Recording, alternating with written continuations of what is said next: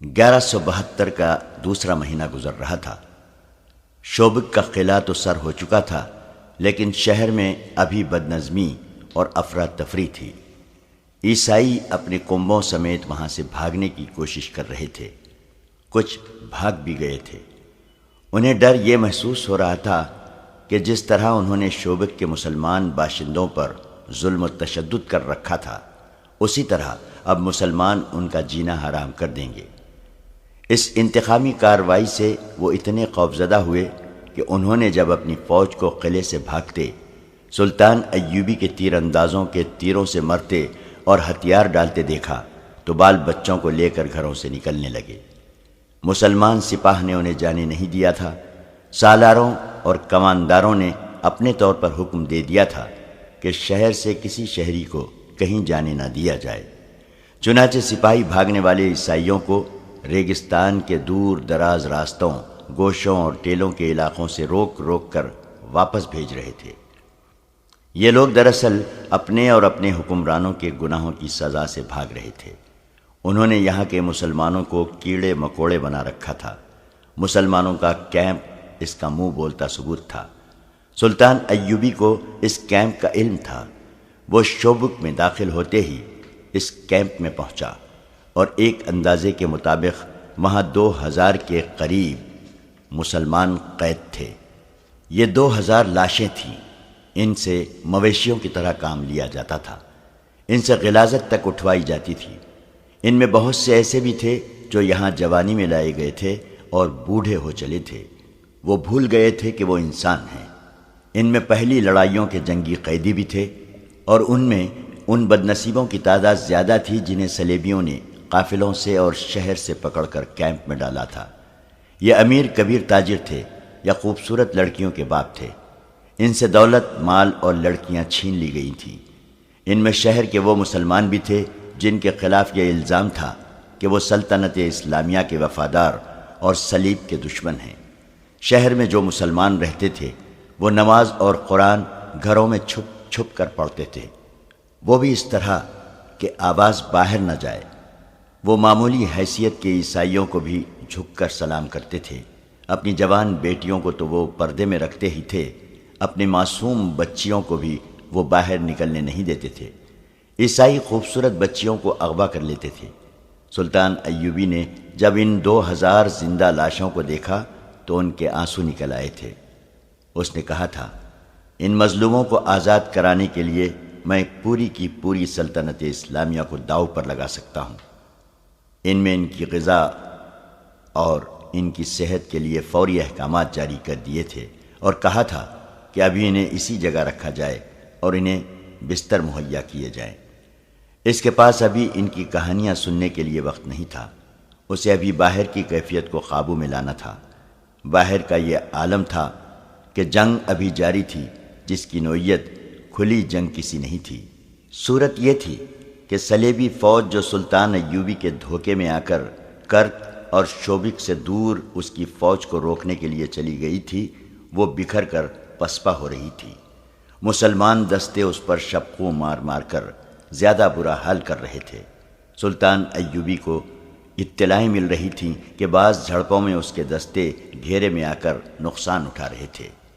یہ خطرہ بھی تھا کہ کرک کے قلعے میں جو صلیبی فوج ہے وہ صحرا میں پھنسی اور بکھری ہوئی اپنی فوج کی مدد کے لیے بھیج دی جائے گی۔ اس صورتحال کے لیے سلطان ایوبی کے پاس فوج کی کمی تھی۔ مصر سے وہ کمک نہیں منگوانا چاہتا تھا کیونکہ وہاں کی سازشیں دبی نہیں تھیں۔ معزول کی ہوئی فاطمی خلافت کے حامی درپردہ سازشوں میں مصروف تھے۔ سوڈانی حبشی الگ طاقت جمع کر رہے تھے۔ ان دونوں کو صلیبی مدد دے کر سلطان ایوبی کے خلاف متحد کر رہے تھے۔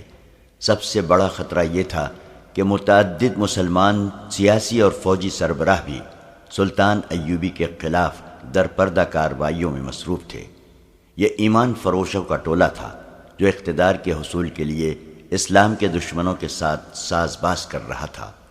انہوں نے حشیشین کے پیشہ ور قاتلوں کی خدمات بھی حاصل کر لی تھیں، جنہوں نے سلطان ایوبی کے قتل کا منصوبہ بنا لیا تھا۔ سلطان ایوبی نے کئی بار کہا تھا کہ صلیبیوں کی یہ کتنی بڑی کامیابی ہے کہ کہ وہ میرے ہاتھوں مسلمانوں کو قتل کرا رہے ہیں۔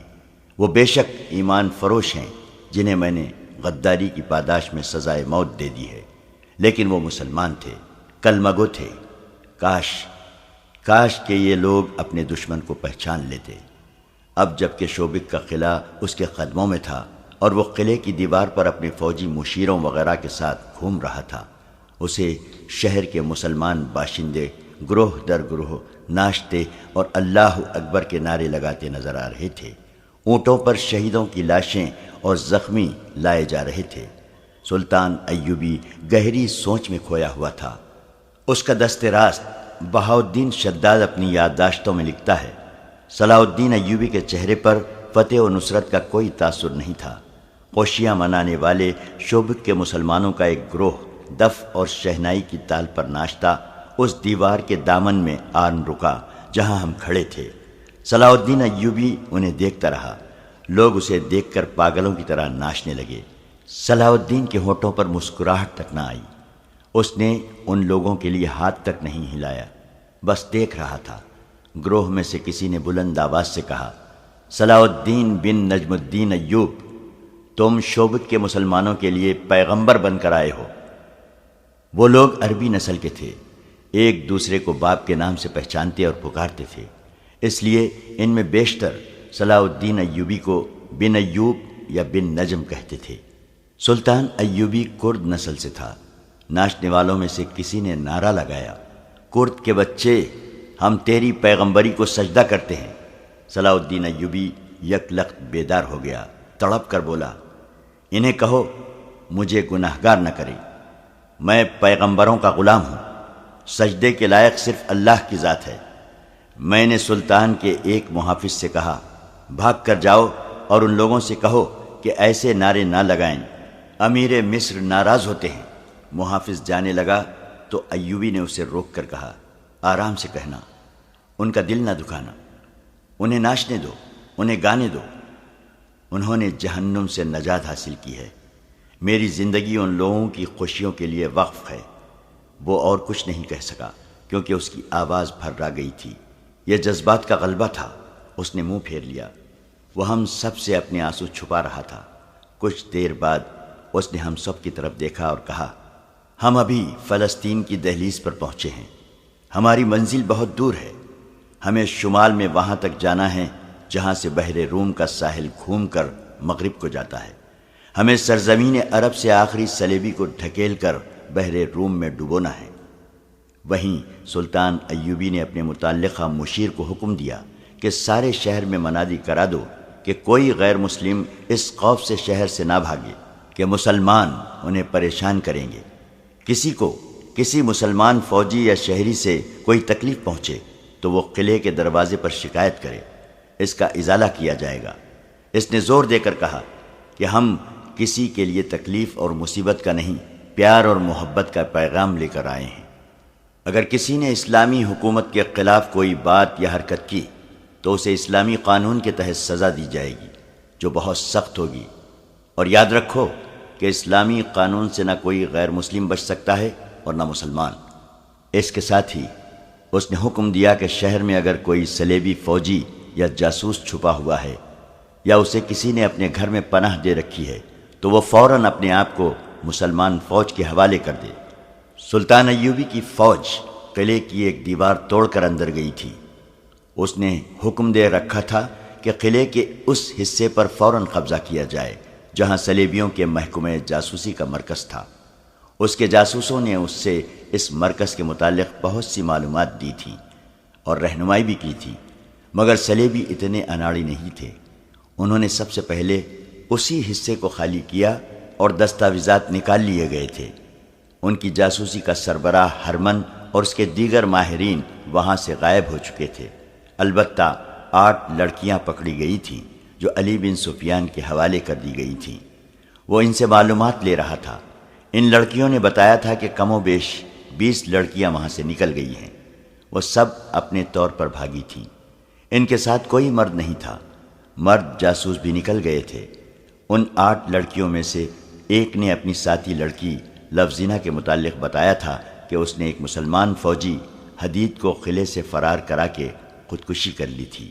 شوبک میں امن اور شہری انتظامات بحال کرنے کی سرگرمیاں تھیں اور کرک میں شوبک پر حملے اور اسے سلطان ایوبی سے چھڑانے کی اسکیمیں بن رہی تھیں، لیکن صلیبی حملے کے لیے اتنی جلدی تیار نہیں ہو سکتے تھے جتنا وہ سمجھتے تھے۔ ان کے سامنے پہلا سوال تو یہ تھا کہ ان کے عالم جاسوس نے بڑی پکی اطلاع دی تھی کہ سلطان ایوبی کرک پر حملہ کرے گا۔ اس کی فوجیں کرک کی طرف ہی آ رہی تھیں۔ ان کے قاہرہ کے جاسوسوں نے بھی ناقابل تردید اطلاعیں دی تھیں کہ سلطان ایوبی کی فوج کرک پر حملہ کرے گی، جس کی کمان وہ خود کرے گا، مگر آدھے راستے سے اس کی فوجوں نے رخ بدل دیا اور ایسی چالیں چلی کہ صلیبی فوج جو مسلمانوں کو روکنے کے لیے گئی تھی، شب خونوں کی زد میں آ گئی اور سلطان ایوبی نے کرک سے اتنی زیادہ دور شوبک پر حملہ کر دیا۔ یہ سوال ایک کانفرنس میں پیش کیا گیا تھا جس میں صلیبی فوج کے اعلیٰ افسر اور صلیبی حکمران موجود تھے۔ ان کے محکمہ جاسوسی کا سربراہ جرمن نژاد ہرمن اور عالم جاسوس جسے سلطان ایوبی نے قاہرہ سے گرفتار کر کے رہا کر دیا تھا، ملزموں کی حیثیت سے کانفرنس میں پیش کیے گئے۔ عالم جاسوس شوبک کے قلعے سے بھاگنے میں کامیاب ہو گیا تھا۔ اسے کانفرنس میں ہتھکڑیوں میں پیش کیا گیا تھا۔ اس پر الزام یہ تھا کہ اس نے غلط اطلاع دے کر مسلمانوں کو فائدہ پہنچایا اور ان کی فتح کا باعث بنا۔ اس نے ایک بار پھر بیان دیا کہ اسے یہ اطلاع کس طرح ملی تھی کہ سلطان ایوبی کرک پر حملہ کرے گا۔ اس نے یہ بھی کہا کہ اگر اس کی اطلاع میں کوئی شک تھا تو متعلقہ محکمے کو اس کے مطابق عمل نہیں کرنا چاہیے تھا۔ اس کے لیے اس بیان پر ہرمن سے پوچھا گیا کہ اس نے جاسوسی کے ماہر کی حیثیت سے کیوں تسلیم کر لیا تھا کہ اس جاسوس کی لائی ہوئی اطلاع بالکل صحیح ہے۔ مجھے اس ضمن میں بہت کچھ کہنا ہے، ہرمن نے کہا۔ میں یہ دعویٰ کر سکتا ہوں کہ میں جاسوسی اور سراغ رسانی کا ماہر ہوں، مگر کئی مواقع ایسے آئے ہیں جن میں میری مہارت اور میرے جاسوسوں کی محنت اور قربانی کو نظر انداز کر دیا گیا۔ اس کا نتیجہ یہ ہوا کہ میری مہارت فوج کی مرکزی کمان کے حکم یا کسی بادشاہ کے حکم کی نظر ہو گئی۔ اس کانفرنس میں 3 حکمران موجود ہیں اور ان کی متحدہ کمان کے اعلیٰ کمانڈر بھی موجود ہیں، اور جبکہ ہم اتنی بڑی شکست سے دوچار ہوئے ہیں جس میں شوبک جیسا قلعہ ہاتھ سے نکل گیا ہے، اس کے ساتھ میلوں وسیع علاقے پر مسلمانوں کا قبضہ ہو گیا ہے، سال بھر کی رسد اور دیگر ساز و سامان دشمن کے ہاتھ لگا ہے، اور شوبک کی پوری آبادی مسلمانوں کی غلام ہو گئی ہے۔ میں آپ کی خامیاں اور احمقانہ حرکتیں آپ کے سامنے رکھنا اپنا فرض سمجھتا ہوں، اور میں آپ سب کو بصد احترام یاد دلاتا ہوں کہ ہم نے صلیب پر حلف اٹھایا ہے کہ صلیب کے وقار کے لیے اپنا آپ قربان کر دیں گے۔ اگر آپ میں سے کسی کے ذاتی وقار کو ٹھیس پہنچے تو اسے صلیب کا وقار پیش نظر رکھنا چاہیے۔ ہرمن کی حیثیت ایسی تھی کہ کونارڈ، گے آف لوزینیان اور شاہ اگسٹس جیسے قصر بادشاہ بھی اس کی بات رد کرنے کی جرت نہیں کرتے تھے۔ جاسوسی کا تمام تر نظام اس کے ہاتھ میں تھا، ان میں تباہ کار جاسوس بھی تھے۔ ہرمن کسی بھی حکمران کو خفیہ طریقے سے قتل کرانے کی ہمت اور اہلیت رکھتا تھا۔ اسے اجازت دے دی گئی کہ وہ اپنا تجزیہ پیش کرے۔ میں یہ سمجھنے سے قاصر ہوں کہ دشمن کے راز معلوم کرنے کے لیے اور اس کی کردار کشی کے لیے صرف لڑکیوں پر کیوں بھروسہ کیا جا رہا ہے؟ اس نے پوچھا۔ اس لیے کہ عورت انسان کی بہت بڑی کمزوری ہے، کسی حکمران نے کہا۔ کردار کشی کا بہترین ذریعہ عورت ہے، خواہ وہ تحریر میں ہو یا گوشت پوشت کی صورت میں ہو۔ کیا تم اس سے انکار کر سکتے ہو کہ عرب میں بہت سے مسلمان امراء، قلعے داروں اور وزراء کو ہم نے عورت کے ہاتھوں اپنا غلام بنا لیا ہے؟ لیکن آپ یہ نہیں سوچ رہے ہیں کہ اس وقت مسلمانوں کی حکومت فوج کے ہاتھ میں ہے، ہرمن نے کہا۔ ان کا خلیفہ اپنا حکم نہیں منوا سکتا، فوجی امور میں اس کا کوئی عمل دخل نہیں۔ صلاح الدین ایوبی کی مصر میں حیثیت ایک گورنر کی ہے، لیکن اس نے وہاں کے خلیفہ کو معزول کر دیا ہے۔ ادھر نور الدین زنگی ہے جس کی حیثیت ایک سالار اور وزیر کی ہے، لیکن جنگی امور میں اسے بغداد کے خلیفہ سے حکم اور اجازت لینے کی کوئی ضرورت نہیں۔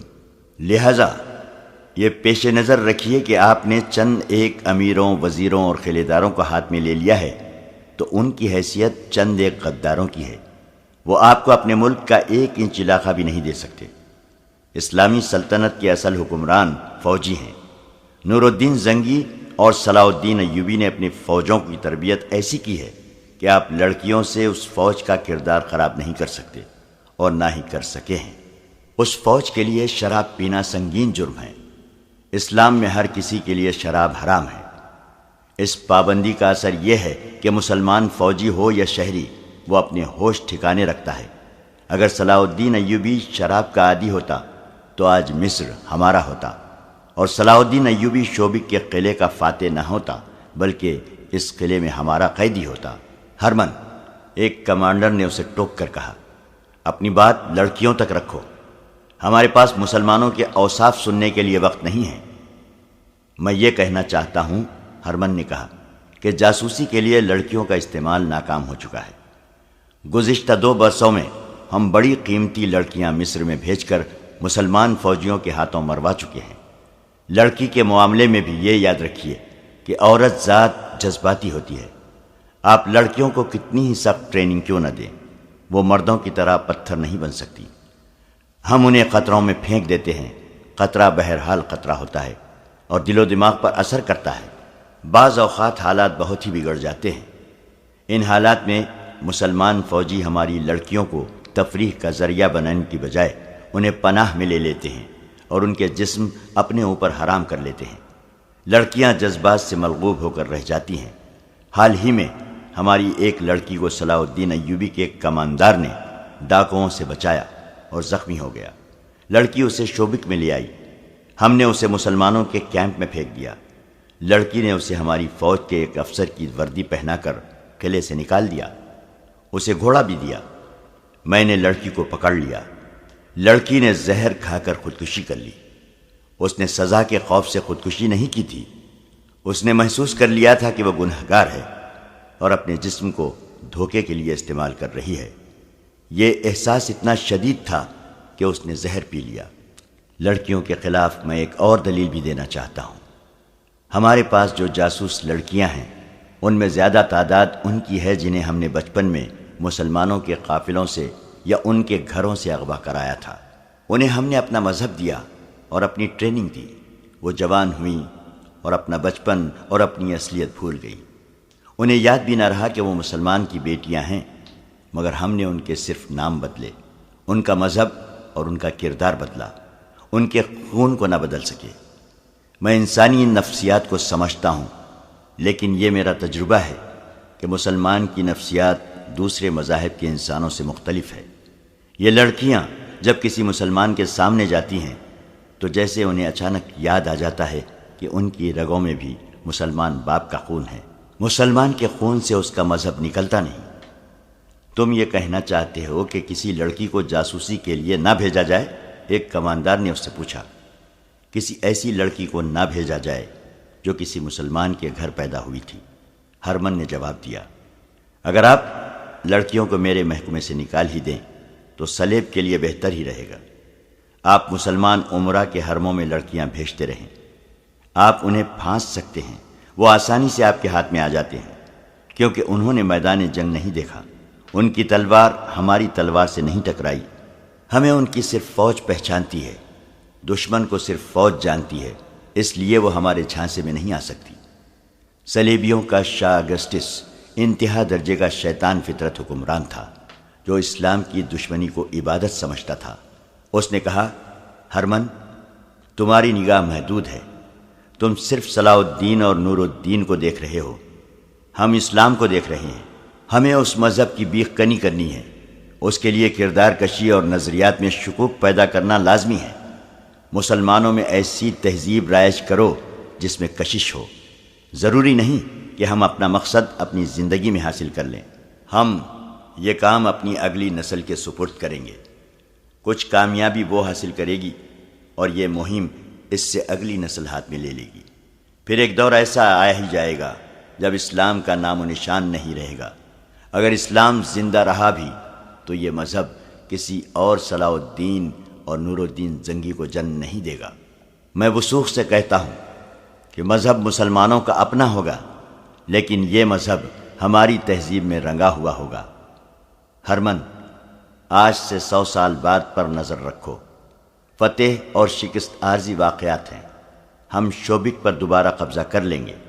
تم مصر میں سازشوں کو مضبوط کرو، فاطمیوں اور سوڈانی حبشیوں کو مدد دو، حشیشین کو استعمال کرو۔ کانفرنس کے کمرے میں ایک صلیبی افسر داخل ہوا، گرج سے اٹا ہوا اور تھکا ہوا تھا۔ وہ اس فوج کے کمانڈروں میں سے تھا جو باہر ریگستان میں چلی گئی تھی اور آہستہ آہستہ کرک کی طرف پسپا ہو رہی تھی۔ وہ بہت پریشان تھا۔ اس نے کہا، فوج کی حالت اچھی نہیں۔ میں یہ تجویز لے کے آیا ہوں کہ کرک کی تمام تر فوج کے ساتھ کافی کمک ملا کر شوبک پر حملہ کر دیا جائے اور مسلمانوں کو مجبور کیا جائے کہ وہ آمنے سامنے کی جنگ لڑیں۔ اس وقت جنگ کی کیفیت یہ ہے کہ ہمارے دستے مرکزی کمان کے حکم کے مطابق کرک کی طرف پیچھے ہٹ رہے ہیں۔ مسلمانوں کے شبخون مارنے والے دستے تھوڑی سی نفری سے رات کو عقبی حصے پر شبخون مارتے اور غائب ہو جاتے ہیں۔ دن کے وقت ان کے تیر انداز چند ایک تیر برسا کر نقصان کرتے اور غائب ہو جاتے ہیں۔ وہ نشانے گھوڑے یا اونٹ کو بناتے ہیں۔ جس جانور کو تیر لگتا ہے وہ بھگدڑ مچا دیتا ہے۔ اسے دیکھ کر دوسرے گھوڑے اور اونٹ بھی ڈرتے ہیں اور بے قابو ہو جاتے ہیں۔ ہم نے رک کر ادھر ادھر کے دستے اکٹھے کیے اور جوابی حملے کرنے کی کوشش کی، لیکن مسلمان آمنے سامنے نہیں آتے۔ ہمارے کچھ دستوں کو انہوں نے صرف اس لیے مارا ہے کہ مسلمان انہیں اپنی مرضی کے میدان میں لے جا کر لڑاتے ہیں۔ سپاہ میں لڑنے کا جذبہ مان پڑ گیا ہے۔ جذبے کو بیدار کرنے کے لیے ضروری ہے کہ ایک شدید جوابی حملہ کیا جائے۔ اس مسئلے پر بحث شروع ہو گئی۔ صلیبیوں کے لیے مشکل یہ پیدا ہو گئی تھی کہ ان کی فوج کا بڑا حصہ، جسے بہترین لڑاکا سمجھا جاتا تھا، کرک سے دور ریگزار میں بکھر گیا تھا۔ سلطان ایوبی کی چال کامیاب تھی۔ اس کے کماندار اور دستوں کے عہدیدار اس کی چال کو خوش اسلوبی سے عملی رنگ دے رہے تھے۔ وہ پانی پر قبضہ کر لیتے تھے، بلندیوں پر پہنچ جاتے تھے، ٹیلوں کے علاقوں میں گھات لگاتے تھے اور دن کے وقت اگر ہوا تیز ہو تو ہوا کے رخ سے حملہ کرتے تھے۔ اس سے یہ فائدہ ہوتا تھا کہ ہوا اور گھوڑوں کی اڑائی ہوئی ریت صلیبیوں کی آنکھوں میں پڑتی اور انہیں اندھا کرتی تھی۔ سلطان ایوبی کی نفری کافی نہیں تھی۔ مورخ لکھتے ہیں کہ صلیبی حملہ کر دیتے تو سلطان ایوبی کے پاس اتنی نفری نہیں تھی کہ وہ شوبک کو بچا سکتا۔ اس نے جنگی فہم و فراست سے کام لیا اور صلیبیوں پر اپنا رعب قائم کر دیا تھا۔ شوبک کے شمال مشرق میں صلیبیوں کی قاسی فوج بیکار بیٹھی تھی۔ اسے اس ڈر سے واپس نہیں بلایا جا رہا تھا کہ نور الدین زنگی سلطان ایوبی کو کمک بھیج دے گا۔ صلیبی حکمران اور کمانڈر کرک کے قلعے میں بیٹھے ہوئے پیچ و تاب کھا رہے تھے۔ شوبک میں ایوبی کو یہ مسئلہ پریشان کر رہا تھا کہ صلیبیوں نے حملہ کر دیا تو وہ کس طرح روکے گا۔ اس نے عیسائیوں کے بھیس میں اپنے جاسوس کرک بھیجوا دیے تھے تاکہ صلیبیوں کے عزائم اور منصوبوں سے آگاہ کرتے رہیں۔ اس نے ایسا انتظام کر رکھا تھا کہ اسے محاذ کی خبریں تیزی سے مل رہی تھیں۔ اس نے شوبک سے اور گرد و نواح کے علاقے سے فوج کے لیے بھرتی شروع کر دی اور حکم دیا کہ قلعے میں فوری طور پر ان کی ٹریننگ شروع کر دی جائے۔ صلیبیوں کے بہت سے گھوڑے اور اونٹ قلعے میں رہ گئے تھے۔ باہر کے دستوں کو اس نے حکم بھیج دیا تھا کہ دشمن کے جانوروں کو مارنے کی بجائے پکڑیں اور قلعے میں بھیجتے رہیں۔ نئی بھرتی کی ٹریننگ کے سلسلے میں اس نے یہ حکم جاری کیا کہ انہیں شبخون مارنے کی اور متحرک جنگ لڑنے کی ٹریننگ دی جائے۔ کرک میں جو کانفرنس ہو رہی تھی اس میں ہرمن کی اس تجویز کو رد کر دیا گیا تھا کہ جاسوسی کے لیے لڑکیوں کو استعمال نہ کیا جائے۔ البتہ عالم جاسوس کو چھوڑ دیا گیا اور اسے یہ حکم دیا گیا کہ وہ مسلمانوں پر نظریاتی حملے کرنے کے لیے آدمی تیار کرے۔ اس کے بعد یہ پوچھا گیا کہ شوبک میں کتنی جاسوس لڑکیاں اور مرد رہ گئے ہیں اور کیا لڑکیوں کو وہاں سے نکالا جا سکتا ہے؟ ہرمن نے انہیں بتایا کہ چند ایک لڑکیاں مسلمان کی قید میں ہیں، کچھ نکل آئی ہیں اور کچھ لاپتہ ہیں۔ مرد جاسوسوں کے متعلق اس نے بتایا کہ چند ایک قید ہو گئے ہیں اور بہت سے وہیں ہیں۔ انہیں اطلاع بھیج دی گئی ہے کہ وہیں رہیں اور اب مسلمان بن کر اپنا کام کریں۔ ایک صلیبی حکمران نے کہا کہ جو لڑکیاں وہاں قید میں ہیں انہیں نکالنا شاید آسان نہ ہو، لیکن ہو سکتا ہے کہ کچھ لڑکیاں وہاں عیسائیوں کے گھروں میں روپوش ہو گئی ہوں، انہیں وہاں سے نکالنا لازمی ہے۔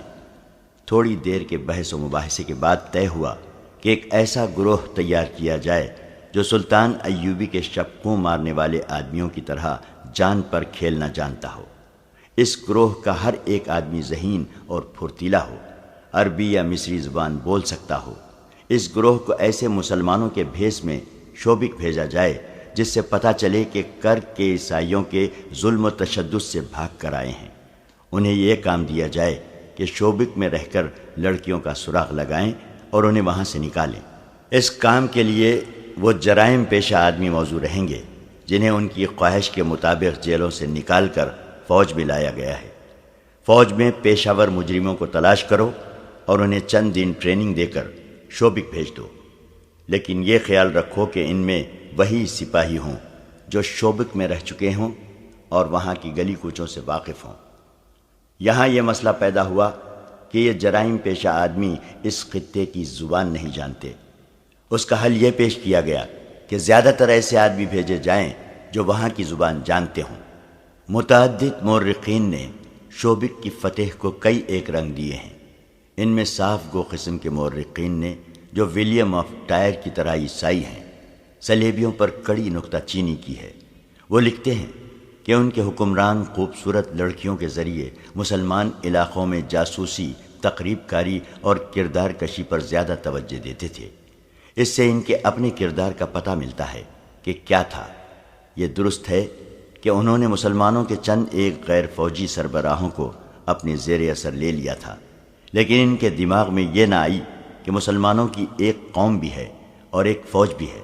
کسی قوم اور اس کی فوج کے قومی جذبے کو مارنا آسان کام نہیں ہوتا۔ اس صورت میں جبکہ صلیبیوں نے مسلمانوں کے نہتے قافلے لوٹے تھے، ان کی بچیاں اغوا کی تھیں، مفتوحہ علاقوں میں وسیع پیمانے پر آبرو ریزی کی، قتل عام کیا اور مسلمانوں کو بیگار کیمپوں میں ٹھوس کر جانور بنا دیا، مسلمان قوم اور فوج کے جذبے کو مجروح کرنا ممکن ہی نہیں تھا۔ انہوں نے مسلمانوں کے دلوں میں انتقام کا جذبہ پیدا کر دیا تھا۔ اسلام کی صفوں میں چند ایک غدار پیدا کر لینے سے اس مذہب کی عظمت کو مجروح نہیں کیا جا سکتا تھا۔ مورخین نے لکھا ہے کہ اس وقت جب شوبک پر حملے کی ضرورت تھی اور جب سلطان صلاح الدین ایوبی جنگی لحاظ سے کمزور تھا، صلیبیوں نے شوبک سے چند ایک لڑکیوں کو نکال لانے پر توجہ مرکوز کر لی اور اس مہم کے لیے جاں بازوں کا گروہ تیار ہونے لگا۔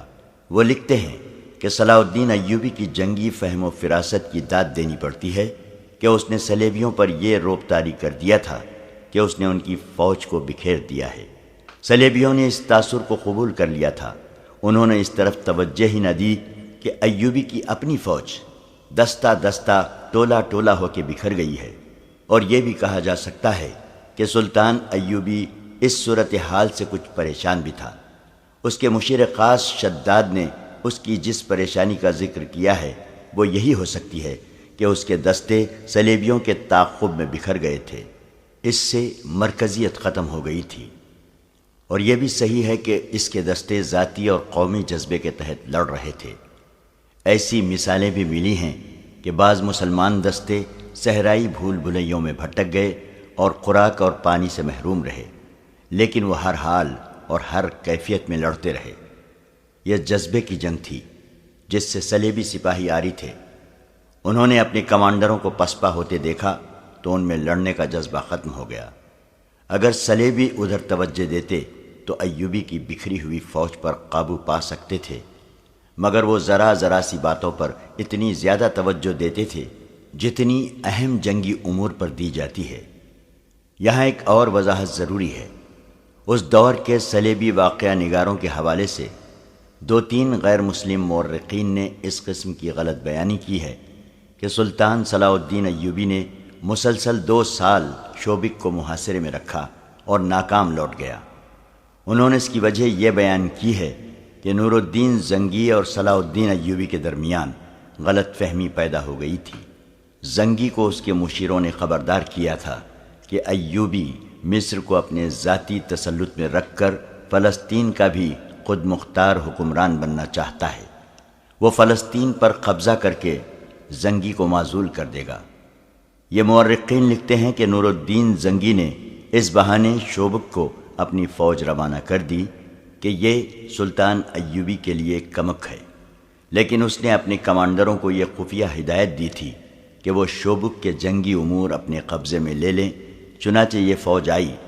سلطان ایوبی سے کسی نے کہا کہ نور الدین زنگی نے یہ فوج اس کی مدد کے لیے نہیں بھیجی، بلکہ اس کی مرکزی کمان پر قبضہ کرنے کے لیے بھیجی ہے۔ یہ سن کر سلطان ایوبی دل برداشتہ ہو گیا اور وہ شوبک کا محاصرہ اٹھا کر مصر کو کوچ کر گیا۔ عیسائی مورخین نے زنگی اور ایوبی کی اس مفروضہ چپقلش کو بہت اچھالا ہے، لیکن ان مورخین کی تعداد زیادہ ہے جنہوں نے یہ ثابت کیا ہے کہ سلطان ایوبی نے 1.5 ماہ کے محاصرے کے بعد شوبک کا قلعہ لے لیا تھا۔ البتہ یہ پتہ بھی ملتا ہے کہ صلیبی تخریب کاروں نے نور الدین زنگی کو سلطان ایوبی کے خلاف بھڑکانے کی کوشش کی، جو کامیاب نہیں ہو سکی۔ اس کا ثبوت یہ ہے کہ سلطان ایوبی کے والد نجم الدین ایوب لمبی مسافت طے کر کے شوبک پہنچے۔ انہیں شک ہو گیا تھا کہ ان کا بیٹا ایسی حماقت پر اتر ہی نہ آیا ہو، اور کہیں ایسا نہ ہو کہ تخریب کار اس کے کان زنگی کے خلاف بھر دے۔ بہاؤالدین شداد اپنی یادداشتوں میں رقم تراز ہے۔ اپنے والد بزرگوار کو دیکھ کر ایوبی بہت حیران ہوا، ان کے گھٹنے چھو کر مصافحہ کیا اور سمجھا کہ محترم والد اسے فتح کی مبارکباد دینے آئے ہیں، مگر انہوں نے بیٹے کو پہلے الفاظ یہ کہے، کیا نور الدین زنگی جاہل ہے جس نے مجھ جیسے گمنام اور غریب آدمی کے بیٹے کو مصر کا حکمران بنا ڈالا ہے؟ کیا مجھے یہ سننا پڑے گا کہ تیرا بیٹا ذاتی اقتدار کی خاطر سلطنت اسلامیہ کے محافظ نور الدین زنگی کا دشمن ہو گیا ہے؟ جاؤ اور زنگی سے معافی مانگو۔ بات کھلی تو معلوم ہوا کہ سلطان ایوبی کا ذہن صاف ہے اور نور الدین زنگی سے کمک مانگنے والا ہے۔ نجم الدین ایوب مطمئن ہو گئے اور واضح ہو گیا کہ یہ صلیبیوں کی تخریب کاری اور عیاری ہے۔ سلطان ایوبی نے اپنے خصوصی قاصد اور معتمد فقیہ عیسیٰ الحکاری کو اپنے والد محترم کے ساتھ رخصت کیا اور الحکاری کو نور الدین زنگی کے نام ایک تحریری پیغام دیا۔ اس کے ساتھ شوبک کے کچھ تحفے بھی بھیجے۔ اس نے لکھا، بیش قیمت تحفہ شوبک کا قلعہ ہے جو میں آپ کے قدموں میں پیش کرتا ہوں۔ اس کے بعد خدائے عزوجل کی مدد سے کرک کا قلعہ پیش کر دوں گا۔ اس پیغام میں سلطان ایوبی نے واضح کیا تھا کہ صلیبیوں کی تخریب کاری سے خبردار رہیں اور یہ نہ بھولیں کہ کچھ مسلمان امراء بھی اس تخریب کاری اور سازشوں میں صلیبیوں کا ہاتھ بٹا رہے ہیں، ان کی سرکوبی کی جائے۔ اس پیغام میں سلطان ایوبی نے شوبک کی اس وقت کی صورتحال اور اپنی فوج کی کیفیت تفصیل سے لکھی اور کچھ انقلابی تجویزیں بھی پیش کیں۔ اس نے زنگی کو لکھا کہ ان حالات میں جب دشمن ہماری سرزمین پر قلعہ بند ہے اور وہ میدان جنگ میں ہمارے خلاف سرگرم ہیں اور زمین دوز کارروائیوں سے بھی ہمارے درمیان غدار پیدا کر رہا ہے، میں اس نتیجے پر پہنچا ہوں کہ ہماری غیر فوجی قیادت نہ صرف ناکام ہو گئی ہے بلکہ سلطنت اسلامیہ کے لیے خطرہ بن گئی ہے۔ ہم گھر سے دور بے رحم صحراؤں میں دشمن سے برسر پیکار ہیں۔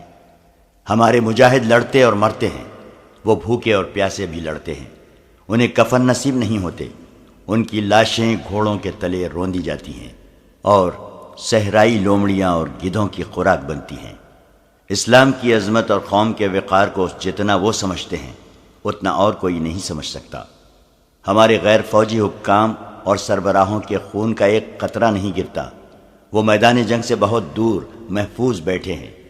یہی وجہ ہے کہ وہ عیش و عشرت کے عادی ہو گئے ہیں۔ دشمن انہیں نہایت حسین اور چلبلی لڑکیوں اور یورپ کی شراب سے اپنا مرید بنا لیا ہے۔ ہم دین و ایمان کی سربلندی کے لیے مرتے ہیں اور وہ ایمان کو دشمن کے ہاتھ بیچ کر عیش کرتے اور اس کے ہاتھ مضبوط کرتے ہیں۔ سلطان ایوبی نے لکھا کہ اب جب کہ میں فلسطین کی دہلیز پر آ گیا ہوں اور میں نے فلسطین لیے بغیر واپس نہ جانے کا طے کر لیا ہے، میں ضروری سمجھتا ہوں کہ آپ نور الدین زنگی غیر فوجی قیادت پر کڑی نظر رکھیں۔ امیر العلماء سے کہیں کہ وہ مساجد میں اور ہر جگہ اعلان کر دے کہ سلطنت اسلامیہ کا صرف ایک خلیفہ ہے اور یہ بغداد کی خلافت ہے۔ ہر مسلمان پر اس واحد خلافت کی اطاعت فرض ہے۔ لیکن خطبے میں اور کسی مسجد میں خلیفہ کا نام نہیں لیا جائے گا۔ عظیم نام صرف اللہ اور اس کے رسول صلی اللہ علیہ وسلم کا ہے۔ یہ حکم بھی جاری کیا کہ آئندہ جب خلیفہ یا کوئی حاکم کسی دورے یا معائنے کے لیے باہر نکلے گا تو اس کے محافظ دستے کے سوا کوئی جلوس اس کے ساتھ نہیں ہوگا، اور لوگ راستے میں رک کر اور جھک جھک کر اسے سلام نہیں کریں گے۔ سلطان ایوبی نے سب سے زیادہ اہم بات یہ لکھی کہ شیعہ سنی تفرقہ بڑھتا جا رہا ہے۔ فاطمی خلافت کی معزولی نے اس تفرقے میں اضافہ کر دیا ہے۔ یہ تفریق ختم ہونی چاہیے۔ بے شک خلافت اور حکومت سنی ہیں، لیکن کسی سنی حاکم یا اہلکار کو یہ حق حاصل نہیں کہ وہ شیعوں کو اپنا غلام سمجھے۔ حکومت اور فوج میں شیعوں کو پوری نمائندگی دی جائے۔ اس قسم کی کچھ اور بھی انقلابی تجاویز تھیں جو سلطان ایوبی نے نور الدین زنگی کو بھیجی۔ مورخین اس پر متفق ہیں کہ زنگی نے ان پر فوری طور پر عمل کیا۔ اپنے ہاں بھی سلطان ایوبی نے شیعہ سنی تفرقہ پیار و محبت، عقل و دانش سے مٹانا شروع کر دیا۔ کرک میں سلیبی سلطان ایوبی پر جوابی وار کرنے پر غور کر رہے تھے۔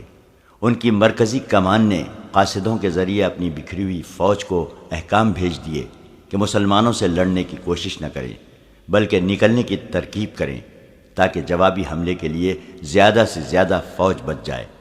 ان احکام کے ساتھ ہی انہوں نے 40 جابازوں کا ایک گروہ تیار کر لیا جسے مظلوم مسلمانوں کے بحروپ میں شوبک میں داخل ہوا اور لڑکیوں کو وہاں سے نکالنا تھا۔ صلیبی حکمرانوں نے اس خیال سے کہ سلطان ایوبی مصر سے غیر حاضر ہے وہاں اپنے تخریب کاروں میں اضافہ کرنے کا بھی فیصلہ کر لیا۔ وہ سوڈانیوں اور فاطمیوں کو جلد از جلد متحد کر کے قاہرہ پر قبضہ کرنا چاہتے تھے۔ شوبک اور کرک کے درمیانی علاقے میں بہت خون بہہ رہا تھا۔ وہ سارا علاقہ ہموار ریگستان نہیں تھا۔ کئی جگہوں پر مٹی اور ریتیلی سلوں کے ٹیلے تھے اور کہیں ریت کی گول گول ٹیکریاں تھیں جن میں کوئی داخل ہو جائے تو باہر نکلنے کا راستہ نہیں ملتا تھا۔ ایسے علاقوں میں سلیبی بھی مر رہے تھے اور سلطان ایوبی کے مجاہدین بھی، اور وہاں شوبک کے وہ عیسائی بھی مر رہے تھے جو مسلمانوں کے ڈر سے شہر سے کرک کی سمت بھاگ اٹھے تھے۔ فضا میں گدھوں کے قول اڑ رہے تھے، ان کے پیٹ انسانی گوشت سے بھرے ہوئے تھے۔ صحرائی درندے لاشوں کو چیڑ پھاڑ رہے تھے اور مورکہ آرائی کا یہ عالم تھا جیسے افق سے افق تک انسان ایک دوسرے کا کشت و خون کر رہے ہوں۔ اس وسیع ریگزار میں کہیں کہیں نخلستان بھی تھے جہاں پانی مل جاتا تھا۔ تھکے ہارے انسان، زخمی انسان اور پیاس کے مارے ہوئے انسان وہاں جا جا کر گرتے تھے۔ عماد ہاشم سلطان ایوبی کی فوج کے ایک چھوٹے سے دستے کا کمانڈر تھا۔ وہ شامی باشندہ تھا، اسی لیے وہ اپنا نام عماد شامی بتایا کرتا تھا۔ صلیبیوں کے خلاف جو جذبہ ہر مسلمان سپاہی کے دل میں تھا وہ عماد شامی میں بھی تھا، لیکن اس کے جذبے میں انتقام کا قہر اور غضب زیادہ تھا۔ اس کے متعلق سب جانتے تھے کہ وہ یتیم ہے اور اس کا سگا عزیز رشتہ دار کوئی نہیں، لیکن اسے یہ یقین نہیں تھا کہ وہ یتیم ہے یا نہیں، کیونکہ اس کا باپ اس کی آنکھوں کے سامنے مرا نہیں تھا۔ وہ 13-14 سال کی عمر میں گھر سے بھاگا تھا۔ اس وقت اس کا گھر شوبک میں تھا۔ اسے اچھی طرح یاد تھا کہ اس کے بچپن میں شوبک پر صلیبیوں کا قبضہ ہوا تھا اور انہوں نے مسلمانوں کا کشت و خون شروع کر دیا تھا۔ اس کا بچپن صلیبیوں کی دہشت میں گزرا تھا۔ اس نے مسلمان جنگی قیدی بھی دیکھے جنہیں مار مار کر لایا جا رہا تھا، اور اس کے سامنے 2 قیدیوں کے سر کاٹ دیے گئے تھے کیونکہ وہ زخموں کی وجہ سے چل نہیں سکتے تھے۔ اس نے مسلمان گھروں سے لڑکیاں اغوا ہوتے دیکھی تھی اور اس نے مسلمانوں کو بیگار میں جاتے بھی دیکھا تھا۔ شوبک کے مسلمان کہا کرتے تھے کہ جب شہر میں عیسائی مسلمانوں کو بلا وجہ پکڑ پکڑ کر کیمپ میں لے جانا شروع کر دیں اور ان کے گھروں پر حملہ کرنے لگیں تو سمجھ لو کہ انہیں مسلمانوں کے ہاتھوں کہیں شکست ہوئی ہے۔ عماد شاہی کا گھر بھی محفوظ نہ رہا۔ اس کی ایک بہن تھی جس کی عمر 7-8 سال تھی۔ اسے وہ بہن یاد تھی۔ وہ بہت خوبصورت اور گڑیا سی تھی۔ گھر میں اس کا باپ تھا، ماں تھی اور ایک بڑا بھائی بھی تھا۔ ایک روز عماد کی گڑیا سی بہن باہر نکل گئی اور لاپتہ ہو گئی۔ باپ نے تلاش کی مگر کہیں نہ ملی۔ ایک مسلمان پڑوسی نے اسے بتایا کہ اسے عیسائی اٹھا لے گئے ہیں۔ باپ شہر کے حاکم کے پاس فریاد لے کر گیا۔ جو ہی اس نے بتایا کہ وہ مسلمان ہے، حاکم اس پر برس پڑا اور اس پر الزام عائد کیا کہ وہ حکمران قوم پر اتنا گھٹیا الزام تھوپ رہا ہے۔ گھر آ کر باپ نے اور عماد کے بڑے بھائی نے عیسائیوں کے خلاف شور شرابہ کیا۔ اس کا نتیجہ یہ ہوا کہ رات کو ان کے گھر حملہ ہوا۔ عماد نے اپنی ماں اور بڑے بھائی کو قتل ہوتے دیکھا۔ وہ باہر بھاگ گیا اور ایک مسلمان کے گھر جا چھپا۔ اس کے بعد وہ اپنے گھر نہیں گیا، کیونکہ اس مسلمان نے اس ڈر سے اسے باہر نہیں نکلنے دیا کہ عیسائی اسے بھی قتل کر دیں گے۔ تھوڑے دنوں بعد اس مسلمان نے اسے ایک اور آدمی کے حوالے کر دیا، جو اسے چوری چھپے شہر سے باہر لے گیا۔ صبح کے وقت وہ ایک قافلے کے ساتھ جا رہا تھا۔ بہت دنوں کی مسافت کے بعد وہ شام پہنچا۔ وہاں اسے ایک امیر کبیر تاجر کے گھر نوکری مل گئی۔ اب اس کی یہی زندگی تھی کہ نوکری کرے اور زندہ رہے۔ وہ ذہنی طور پر بالغ اور بیدار ہو گیا۔ یہ انتقام کا جذبہ تھا۔ اسی جذبے کے زیر اثر اسے فوجی اچھے لگتے تھے۔ اس نے تاجر کی نوکری چھوڑ کر کسی فوجی حاکم کے گھر میں نوکری کر لی۔ عماد نے اسے بتایا کہ اس پر کیا بیتی ہے اور یہ بھی بتایا کہ وہ فوج میں بھرتی ہونا چاہتا ہے۔ اس حاکم نے اس کی پرورش کی اور 16 سال کی عمر میں اسے شام کی فوج میں بھرتی کرا دیا۔ وہ انتقام کے لیے بے تاب تھا۔ اسے 3-4 معرکوں میں شریک ہونے کا موقع ملا، جن میں اس کے جوہر سامنے آ گئے۔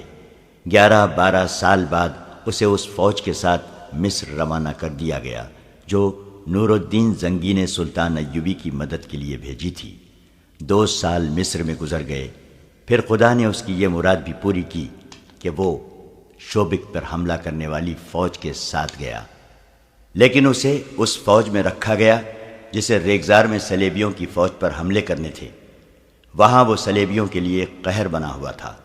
اس کا چھاپا مار سوار دستہ مشہور ہو گیا تھا۔ عماد شامی اپنے سواروں کو ساتھ لیے صحرا میں صلیبیوں کی مشک لیتا پھرتا اور بھیڑیوں اور چیتوں کی طرح ان پر جھپٹتا تھا، مگر ان کے سینے میں جو آگ لگی ہوئی تھی وہ سرد نہیں ہوتی تھی۔ 1 ماہ بعد اس کے دستے میں کل 4 سوار رہ گئے تھے، باقی سب شہید ہو گئے۔ ایک رات اس نے ان 4 سواروں سے صلیبیوں کے کم و بیش 50 افراد کے دستے پر حملہ کر دیا۔ وہ سارا دن چھپ چھپ کر اس کا پیچھا کرتا رہا۔ دن کے وقت وہ 4 سپاہیوں سے 50 سپاہیوں پر حملہ نہیں کر سکتا تھا۔ ان کے تعاقب میں وہ بہت دور نکل گیا۔ رات کو صلیبی رک گئے اور انہوں نے پڑاؤ کیا، لیکن بہت سے سنتری بیدار رکھے۔ عماد نے آدھی رات کے وقت گھوڑوں کو ایڑ لگائی اور سوئے ہوئے صلیبیوں کے درمیان سے اس طرح گزرا کہ برچھی سے دائیں بائیں وار کرتا گیا۔ اس کے 4 جابازوں کا بھی یہی انداز تھا۔ انہیں جو ہلتی چیز نظر آئی اس پر برچھیوں اور تلواروں سے وار کرتے ہوئے اندھیرے میں غائب ہو گئے۔ کئی سوئے ہوئے صلیبی ان کے گھوڑوں تلے روندے گئے۔ سنتریوں نے تاریکی میں تیر چلائے جو خطا گئے۔ آگے جا کر عماد نے اپنے جانباز سواروں کو روکا اور انہیں وہاں سے آہستہ آہستہ پیچھے لایا۔ اس نے یہ بھی نہ سوچا کہ دشمن بیدار ہو چکا ہے۔ وہ گھوڑ سواروں کو پھر قریب لے گیا اور ایڑ لگانے کا حکم دے دیا۔ اندھیرے میں اسے سائے سے گھومتے پھرتے نظر آ رہے تھے۔ 5 گھوڑے سر پر دوڑتے ان کے درمیان سے گزرے، مگر اب وہ دشمن پر وار کر کے آگے گئے تو وہ 5 کی بجائے 3 تھے۔ 2 کو صلیبی تیر اندازوں نے گرا دیا تھا۔ عماد کا خون اور زیادہ جوش میں آ گیا۔ اس نے اپنے مجاہدوں سے کہا، ابھی انتقام لیں گے۔ یہ اس کی حماقت تھی۔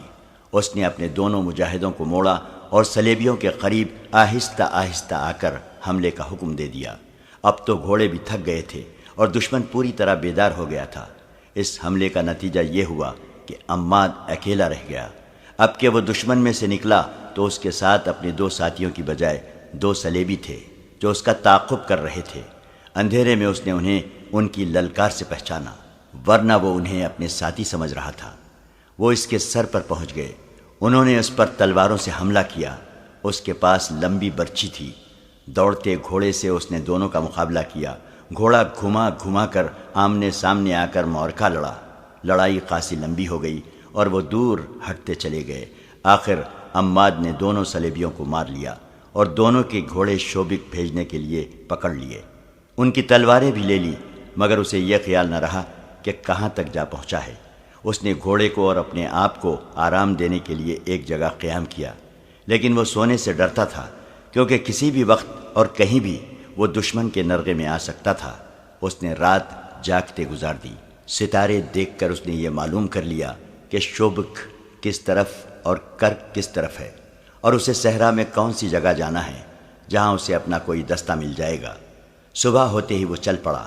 وہ صحراؤں میں جنا پلا تھا، بھٹکنے کا کوئی خطرہ نہیں تھا۔ وہ تجربے کار چھاپا مار تھا، خطرے کو دور سے سونگھنے کی اہلیت رکھتا تھا۔ اسے دور دور سلیبی 4 یا 5 کی ٹولیوں میں جاتے نظر آئے۔ اگر اس کے پاس 2 فالتو گھوڑے نہ ہوتے تو کسی ٹولی پر حملہ کر دیتا۔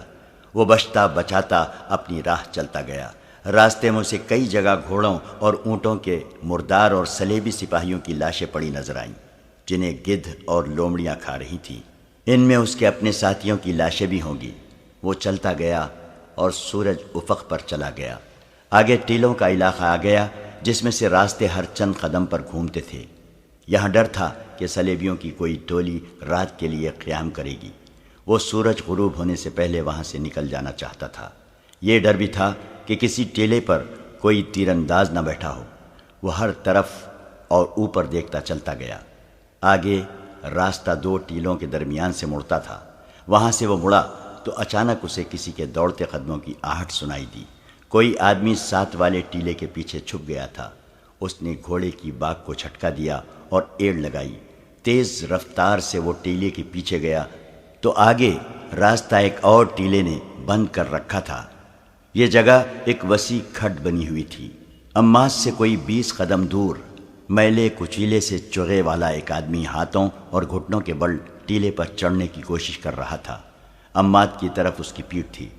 اس آدمی کا سر ڈھکا ہوا تھا۔ وہ آدمی نہتہ معلوم ہوتا تھا۔ عماد نے اسے للکارا، مگر وہ ٹیلے پر چڑھنے کی کوشش کرتا رہا۔ ٹیلا مشکل قسم کا تھا۔ عماد آگے چلا گیا۔ اس آدمی نے ایک کوشش اور کی، مگر کہیں ہاتھ پاؤں نہ جما سکا۔ وہ نڈھال ہو چکا تھا۔ ٹیلے سے اس کی گرفت ڈھیلی ہو گئی اور وہ لڑکتا ہوا عماد کے گھوڑے کے قدموں میں آن پڑا۔ اس کے سر سے چوغے کی اوڑھنی والا حصہ اتر گیا۔ عماد یہ دیکھ کر حیران رہ گیا کہ وہ ایک جوان لڑکی تھی، اور خوبصورت اتنی جو اس نے پہلے کبھی نہیں دیکھی تھی۔ عماد گھوڑے سے اترا۔ لڑکی خوف زدہ تھی۔ اس کی رہی سہی قوت بھی خوف نے ختم کر دی۔ وہ اٹھی مگر بیٹھ گئی۔ عماد نے اس سے پوچھا کہ وہ کون ہے۔ اس نے جواب دیا، پانی پلاؤ۔ عماد نے ایک گھوڑے سے پانی کی چھاگل کھول کر اسے دے دی۔ اس نے بے تابی سے پانی پیا اور اس کی آنکھیں بند ہونے لگیں۔ عماد نے اسے کھانے کے لیے کچھ دیا۔ جو اس کے پیٹ میں گیا تو اس کے چہرے پر زندگی کے آثار نظر آنے لگے۔ عماد نے اس سے کہا، مجھ سے ڈرو نہیں، بتاؤ کون ہو؟ شوبک سے اپنے خاندان کے ساتھ چلی تھی۔ اس نے تھکی ہاری زبان میں کہا، سب مارے گئے ہیں، میں اکیلی رہ گئی ہوں۔ مسلمانوں نے راستے میں حملہ کر دیا تھا۔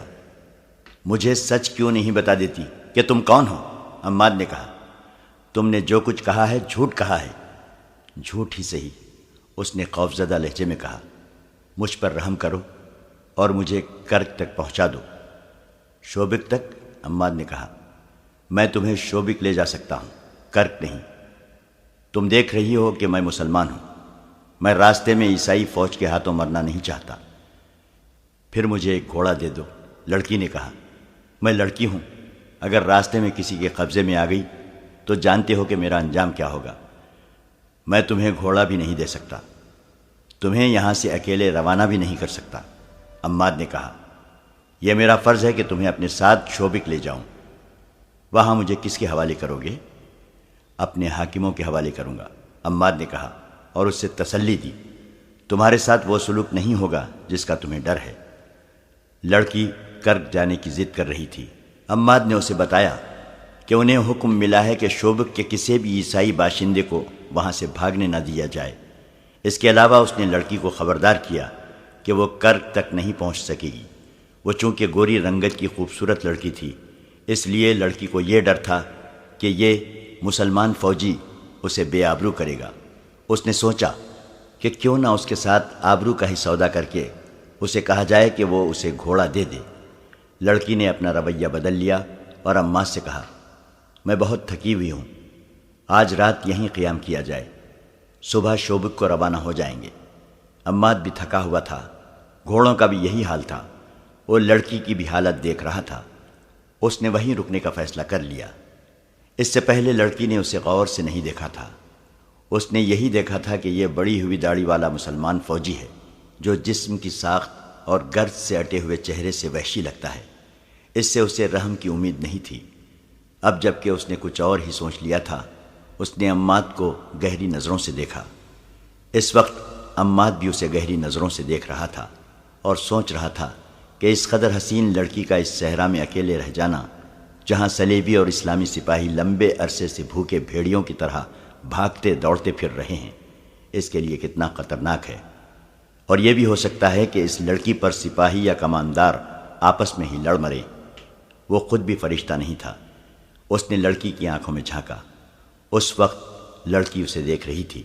عماد نے کوشش کی کہ وہ لڑکی سے نظریں پھیر لے، مگر لڑکی کی آنکھوں نے اس کی آنکھوں کو گرفتار کر لیا۔ اس نے اپنے جسم کے اندر کوئی ایسا جذبہ محسوس کیا جو اس کے لیے اجنبی تھا۔ اس نے ایک بار نظریں جھکا لی، مگر آنکھیں اپنے آپ پھر اوپر اٹھ گئیں اور وہ بے چین سا ہونے لگا۔ لڑکی کے ہونٹوں پر ہلکی سی مسکراہٹ آ گئی۔ عماد نے آہستہ سے کہا، تم شاید کنواری ہو؟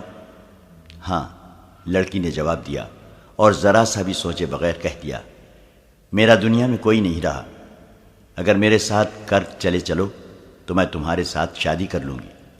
عماد بیدار سا ہو گیا۔ اس نے کہا، پھر تم مجھے کہو گی کہ اپنا مذہب تبدیل کر لو، جو میں نہیں کر سکوں گا۔ تم شوبک چل کر میرے ساتھ شادی کرو اور مسلمان ہو جاؤ۔ مجھے بہرحال کرک جانا ہے، لڑکی نے کہا۔ اگر میرے ساتھ وہاں تک چلو گے تو تمہاری دنیا بدل جائے گی۔ لڑکی نے سودا بازی شروع کر دی تھی، لیکن عماد کچھ اور ہی سوچ رہا تھا۔ یہ سوچ ایسی تھی جسے وہ سمجھ بھی نہیں سکتا تھا۔ وہ بار بار لڑکی کے چہرے، اس کے ریشمی بالوں اور آنکھوں کو دیکھتا اور سر جھکا کر سوچ میں کھو جاتا تھا۔ لڑکی کی جیسے وہ کوئی بات سن ہی نہیں رہا تھا۔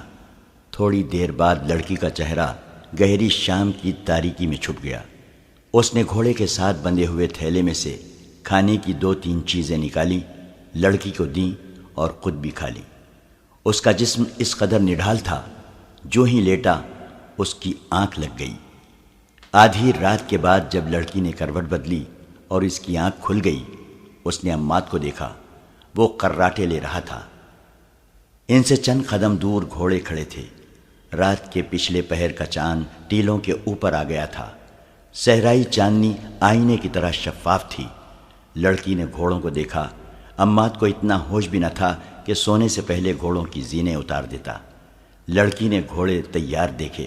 عماد کو گہری نیند سوئے دیکھا اور یہ بھی محسوس کیا کہ پیٹ میں خوراک اور پانی جانے سے اس کا جسم تر و تازہ ہو گیا ہے، تو اس نے اپنے چوغے کے اندر ہاتھ ڈالا۔ جب اس کا ہاتھ باہر آیا تو اس کی اتنی دلکش انگلیوں نے ایک خنجر کو مضبوطی سے پکڑ رکھا تھا۔ چاندنی میں اسے عماد کا چہرہ نظر آ رہا تھا۔ وہ تو بے ہوشی کی نیند سویا ہوا تھا۔ لڑکی نے چاندنی میں چمکتے ہوئے خنجر کو دیکھا اور ایک بار پھر عماد کے چہرے پر نظر ڈالی۔ عماد آہستہ سے کچھ بڑبڑایا۔ وہ نیند میں بول رہا تھا۔ لڑکی یہی سمجھ سکی کہ وہ گھر والوں کو یاد کر رہا ہے۔ لڑکی نے عماد کے سینے کو غور سے دیکھا اور اندازہ کیا کہ اس کا دل کہاں ہے۔ وہ ایک سے دوسرا وار کرنا نہیں چاہتی تھی۔ یہ وار دل پر ہونا چاہیے تھا تاکہ عماد فوراً مر جائے، ورنہ وہ مرتے مرتے بھی اسے مار ڈالے گا۔ لڑکی نے خنجر کو اور زیادہ مضبوطی سے پکڑ لیا اور گھوڑوں کو دیکھا۔ اس نے دل ہی دل میں پورا عمل دہرایا۔ وہ خنجر دل میں اتار دے گی اور بھاگ کر ایک گھوڑے پر سوار ہو جائے گی اور گھوڑے کو ایڑ لگا دے گی۔ وہ سپاہی نہیں تھی، ورنہ وہ بلا سوچے سمجھے خنجر مار کر عماد کو ختم کر دیتی۔ یہی وجہ کافی تھی کہ عماد مسلمان ہے اور اس کا دشمن، مگر وہ بار بار عماد کے چہرے پر نظریں گاڑ لیتی تھی، اور جب اسے قتل کرنے کے لیے خنجر کو مضبوطی سے پکڑتی تو اس کا دل دھڑکنے لگتا تھا۔ عماد ایک بار پھر بڑبڑایا۔ اب کہ اس کے الفاظ ذرا صاف تھے۔ وہ خواب میں اپنے گھر پہنچا ہوا تھا۔ اس کی ماں کا نام لیا، بہن کو بھی یاد کیا اور کچھ ایسے الفاظ کہے جیسے انہیں قتل کر دیا گیا، اور عماد قاتلوں کو ڈھونڈ رہا تھا۔ کوئی احساس یا جذبہ لڑکی کا ہاتھ روک رہا تھا۔ خوف بھی ہو سکتا تھا، یہ قتل نہ کرنے کا جذبہ بھی ہو سکتا تھا۔ لڑکی بے چین ہو گئی۔ اس نے یہ ارادہ کیا کہ قتل نہ کرے، آہستہ سے اٹھے، گھوڑے پر بیٹھے اور آہستہ آہستہ اس کھٹ سے نکل جائے۔ وہ اٹھی اور خنجر ہاتھ میں لیے گھوڑے کی طرف چل پڑی، مگر ریت نے اس کے پاؤں جکڑ لیے۔ اس نے رک کر عماد کو دیکھا تو اچانک اس کے ذہن میں یہ خیال آیا کہ اس مرد نے اتنی بھی پرواہ نہیں کی کہ اسے ایک جوان لڑکی تنہائی میں مل گئی ہے۔ اس نے یہ بھی نہیں سوچا کہ یہ لڑکی عیسائی ہے جو اسے سوتے میں قتل کر سکتی ہے، اور اس نے گھوڑے کی زینیں بھی نہیں اتاری، اور اس نے اپنی برچی اور تلوار بھی احتیاط سے نہیں رکھی۔ کیوں؟ کیا اسے مجھ پر بھروسہ تھا؟ کیا یہ اتنا ہی بے حس ہے کہ میری جوانی اس کے اندر کوئی جذبہ بیدار نہیں کر سکی؟ اسے ایسے محسوس ہونے لگا جیسے اس آدمی نے اسے گھوڑے سے زیادہ قیمتی نہیں سمجھا۔ وہ آہستہ آہستہ ایک گھوڑے تک پہنچی۔ گھوڑا ہنہنایا۔ لڑکی نے گھبرا کر عماد کو دیکھا۔ گھوڑے کی آواز پر بھی اس کی آنکھ نہ کھلی۔ وہ 3 گھوڑوں کی اونٹ میں کھڑی ایک گھوڑے پر سوار ہونے کا ارادہ کر رہی تھی کہ اسے اپنے عقب سے آواز سنائی دی۔ کون ہو تم؟ لڑکی نے چونک کر پیچھے دیکھا۔ ایک آدمی نے منہ سے وسل بجائی اور کہا، ہماری یہ قسمت۔ وہ 2 تھے۔ دوسرا ہنسا۔ لڑکی زبان سے پہچان گئی کہ یہ سلیبی ہیں۔ ایک نے لڑکی کو بازو سے پکڑا اور اپنی طرف کھینچا۔ لڑکی نے کہا، میں سلیبی ہوں۔ دونوں آدمی ہنس پڑے اور ایک نے کہا، پھر تم سالم ہماری ہو۔ آؤ ذرا ٹھہرو اور میری بات سنو۔ اس نے کہا، میں شوبک سے فرار ہو کر آئی ہوں۔ میرا نام ایونا ہے۔ میں جاسوسی کے شعبے کی ہوں۔ کرک جا رہی ہوں۔ وہ دیکھو، ایک مسلمان سپاہی سویا ہوا ہے۔ اس نے مجھے پکڑ لیا تھا۔ میں اسے سوتا چھوڑ کر بھاگ رہی ہوں۔ میری مدد کرو۔ یہ گھوڑے سنبھالو اور مجھے کرک پہنچاؤ۔ اس نے انہیں اچھی طرح سمجھایا کہ وہ سلیبی فوج کے لیے کتنی قیمتی اور کارآمد لڑکی ہے۔ ایک سلیبی نے اسے وحشیوں کی طرح بازوؤں میں جکڑ لیا اور کہا، جہاں کہو گی پہنچا دیں گے۔ دوسرے نے ایک بیہودہ بات کہہ دی اور دونوں اسے ایک طرف کو دھکیلنے لگے۔ وہ سلیبی فوج کے پیادہ سپاہی تھے جو مسلمان چھاپا ماروں سے بھاگتے پھر رہے تھے۔ رات وہ چھپ کر ذرا آرام کرنا چاہتے تھے۔ ایسی خوبصورت لڑکی نے انہیں حیوان بنا دیا۔ لڑکی نے جب دیکھا کہ انہیں سلیب کا بھی کوئی خیال نہیں تو اس نے اس امید پر بلند آواز سے بولنا شروع کر دیا کہ عماد جاگ اٹھے گا۔ اسے سپاہیوں نے گھسیٹنا شروع کر دیا۔ اچانک ایک نے گھبرائی ہوئی آواز میں اپنے ساتھی کا نام لے کر کہا، بچو، مگر اس نے بچنے سے پہلے ہی عماد کی برچی اس کے پیٹھ میں اتر چکی تھی۔ دوسرے نے تلوار سونت لی۔ اس وقت لڑکی نے دیکھا کہ اس کے ہاتھ میں خنجر ہے۔ اس نے خنجر سلیبی سپاہی کے پہلو میں گھونپ دیا۔ ایک کے بعد دیگرے 2 اور وار کیے اور چلا چلا کر کہا، تمہیں زندہ رہنے کا کوئی حق نہیں۔ تم سلیب کے نام پر غلیظ داغ ہو۔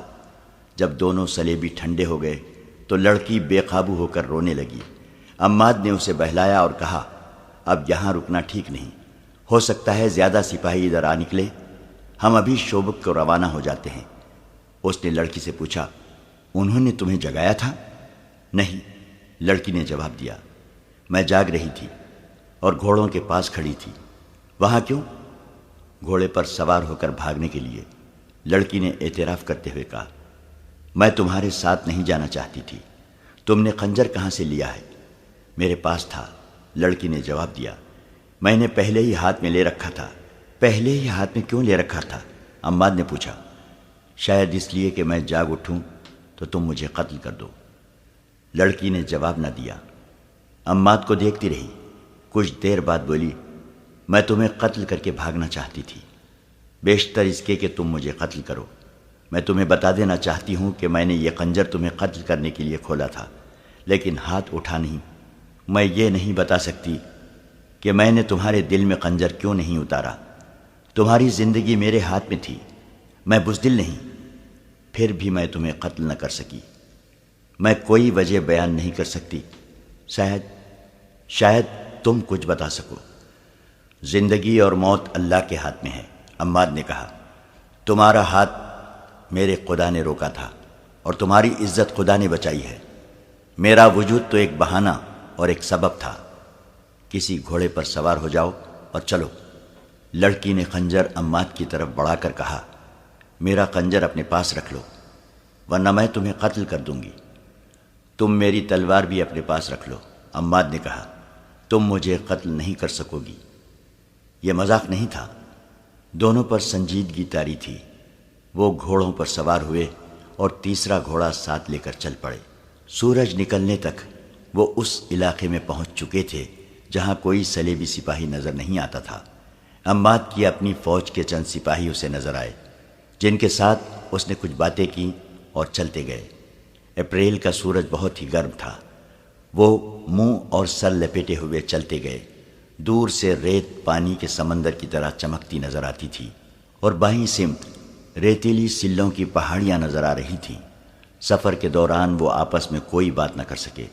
گرمی کے علاوہ ان لاشوں نے بھی ان پر خاموشی طاری کر رکھی تھی جو انہیں ادھر ادھر بکھری ہوئی نظر آ رہی تھیں۔ کوئی ایک بھی لاش سالم نہیں تھی۔ گدھوں اور درندوں نے ان کے اعضاء الگ الگ کر دیے تھے۔ بعض لاشوں کی صرف ہڈیاں اور کھوپڑیاں رہ گئی تھیں۔ عماد نے لڑکی سے کہا، یہ تمہاری قوم کے سپاہی ہیں۔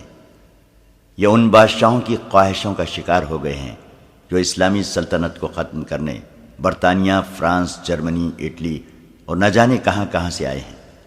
لڑکی خاموش رہی۔ وہ بار بار عماد کو دیکھتی تھی اور آہ بھر کر سر جھکا لیتی تھی۔ عماد نے سلوں کی پہاڑیوں کا رخ کر لیا۔ اسے معلوم تھا کہ وہاں پانی ضرور ہوگا اور سایہ بھی۔ سورج ان کے پیچھے جانے لگا تو وہ پہاڑیوں میں پہنچ گئے۔ تلاش کے بعد انہیں ہری جھاڑیاں اور گھاس نظر آئی۔ ایک جگہ سے پہاڑی کا دامن پھٹا ہوا تھا، وہاں پانی تھا۔ وہ گھوڑوں سے اترے، پہلے خود پانی پیا، پھر گھوڑوں کو پانی پینے کے لیے چھوڑ دیا اور سائے میں بیٹھ گئے۔ تم کون ہو؟ لڑکی نے اس سے پوچھا۔ تمہارا نام کیا ہے؟ کہاں کے رہنے والے ہو؟ میں مسلمان ہوں، عماد نے جواب دیا۔ میرا نام عماد ہے اور میں شامی ہوں۔ رات خواب میں تم کسے یاد کر رہے تھے؟ یاد نہیں رہا، عماد نے کہا۔ میں شاید خواب میں بول رہا ہوں گا۔ میرے ساتھی مجھے بتایا کرتے ہیں کہ میں خواب میں بولا کرتا ہوں۔ تمہاری ماں ہے؟ بہن ہے؟ لڑکی نے پوچھا اور کہا، شاید تم انہیں یاد کر رہے تھے۔ تھیں کبھی، عماد نے آہ بھر کر کہا۔ اب انہیں خواب میں دیکھا کرتا ہوں۔ لڑکی نے اس سے ساری بات پوچھنے کی بہت کوشش کی، لیکن عماد نے اور کچھ نہیں بتایا۔ اس نے لڑکی سے کہا، تم نے اپنے متعلق جھوٹ بولا تھا۔ مجھے پوچھنے کی کوئی ضرورت نہیں کہ تم کون ہو۔ میں تمہیں متعلقہ حاکم کے حوالے کر کے واپس آ جاؤں گا۔ اگر سچ بول سکو تو اپنے متعلق کچھ بتا دو، لیکن یہ نہ کہنا کہ تم ان صلیبی لڑکیوں میں سے نہیں ہو جو ہمارے ملک میں جاسوسی کے لیے آتی ہیں۔ تم ٹھیک کہتے ہو، لڑکی نے کہا۔ میں جاسوس لڑکی ہوں۔ میرا نام ایونا ہے۔ تمہارے ماں باپ کو معلوم ہے کہ تمہارا کام کس قسم کا ہے؟ عماد نے پوچھا۔ میرے ماں باپ نہیں ہیں، ایونا نے جواب دیا۔ میں نے ان کی صورت بھی نہیں دیکھی۔ میرا محکمہ میری ماں اور اس محکومے کا حاکم ہرمن میرا باپ ہے۔ اس نے یہ بات یہیں پر ختم کر دی اور کہا، میری ایک ساتھی لڑکی نے ایک مسلمان سپاہی کو بچانے کے لیے زہر پی لیا تھا۔ میں اس وقت بہت حیران ہوئی تھی کہ کوئی صلیبی لڑکی ایک مسلمان کے لیے اتنی بڑی قربانی دے سکتی ہے۔ میں آج محسوس کر رہی ہوں کہ ایسا ہو سکتا ہے۔